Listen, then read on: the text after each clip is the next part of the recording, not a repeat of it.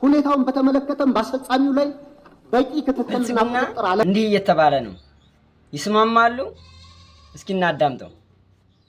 አንድም ቀን እንኳን ሁኔታውን በተመለከተ በምክር ቤቱ ስብሰባዎች አጀንዳ አድርጎ አለመወያየቱ፣ ሁኔታውን በተመለከተም ባስፈጻሚው ላይ በቂ ክትትልና ቁጥጥር አለማድረጉ፣ በህገ መንግስቱ በተሰጠው ስልጣን መሰረት አንድም የእርምት እርምጃ አለመውሰዱ በታሪክና በትውልድ ፊት ተጠያቂ የሚያደርገው ነው።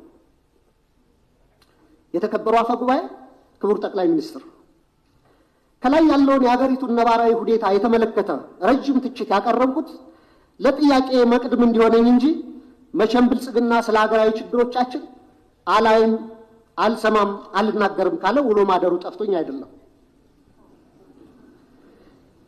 ብልጽግና የሚታየው ጦርነት፣ የሚሰማው የቄስ ሞገሴዎችን ከንቱ ውዳሴ ከተናገረም ወይ ደረቅ ፕሮፓጋንዳ ወይም ነጭ ውሸት ነው። በመካከል የከሱና የመነመኑ እውነቶች የሉም ማለት ግን አይደለም። ወደ ጥያቄ ስገባ ባለፉት 7 ዓመታትና ከዚያም በፊት ባሉ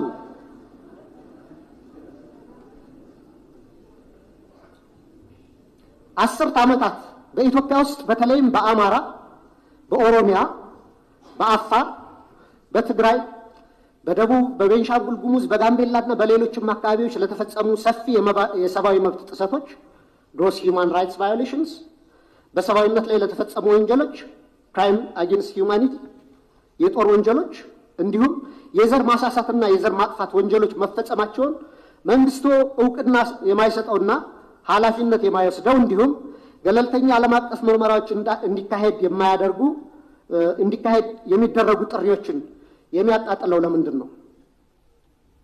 የሽግግር ፍትህ ከመጀመሩ በፊት እነዚህ ወንጀሎች በገለልተኛ ዓለም አቀፍ ተቋማት ተመርምረው የተፈጸሙ ወንጀሎች እንዲለዩ አትሮሲቲ ዲተርሚኔሽን እና በስማቸው እንዲጠሩ መደረግ አለበት።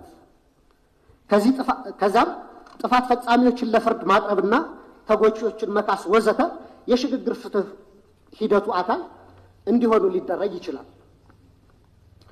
እንደ ሀገራዊ ምክክር ኮሚሽን አይነት ሂደቶችም የሀገራችንን ችግሮች እንዲፈቱ ከልብ የምንፈልግ ከሆነ በአማራና በኦሮሚያ ክልል እየተካሄዱ ያሉ ጦርነቶች፣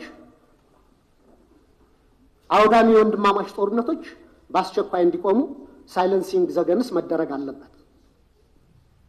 የሰሜኑን ጦርነት እንዲቆም ያደረገው ዋነኛው አካል የፌዴራል መንግስቱ ሲሆን አሁንም በተለያዩ የሀገሪቱ አካባቢዎች ያሉ ጦርነቶችን የማስቆም ተቀዳሚ ኃላፊነቱ የሞራልና የታሪክ ተጠየቅም የሚወድቀው በፌዴራል መንግስቱ ላይ ነው። መንግስታዊ ያልሆኑ ተፋላሚዎች ኃላፊነታቸው በሁለተኛ ደረጃ የሚታይ ነው። ዘመናዊ የሀገራችን ታሪክ ብናይ እንኳን ለመቶ ዓመታት የፖለቲካ ችግሮቻችን በጠመንጃ አፈሙዝ ለመፍታት የሄድንበትና ዛሬም የቀጠልንበት መንገድ የዓለም ጭራ የሌሎች ሀገራት መሳቂያና መሳለቂያ ያደረገን ችግር ሲሆን ከዚህ የግጭትና የጦርነት አዙሪት በአስቸኳይ ካልወጣን እንደ ሀገር ለመቀጠል የምንችልበት ምንም ማስተማመኛ የለንም። በዚህ ረገድ መንግስት ዋነኛ ኃላፊነት ይኖርበት እንጂ የአማራ ፋኖ ኃይሎችና የኦሮሞ ነጻነት ሰራዊትም ጦርነቶችን ለማስቆምና የሚታገሉላቸው ዓላማዎች በሰላማዊ መንገድ እንዲመለሱ ማድረግ የሚቻልባቸውን እድሎች ሁሉ አሟጣው እንዲመለከቱ፣ ለሰላም ለሚደረጉ አገራዊም ሆነ ዓለም አቀፋዊ ጥሪዎችና ጥረቶች መሳካትም የድርሻቸውን እንዲወጡ በወከለኝ የባህር ዳር ከተማ ህዝብ በመላ ኢትዮጵያና በራሴ ስም ጥሪ ማቅረብ እፈልጋለሁ። በጣም አመሰግናለሁ።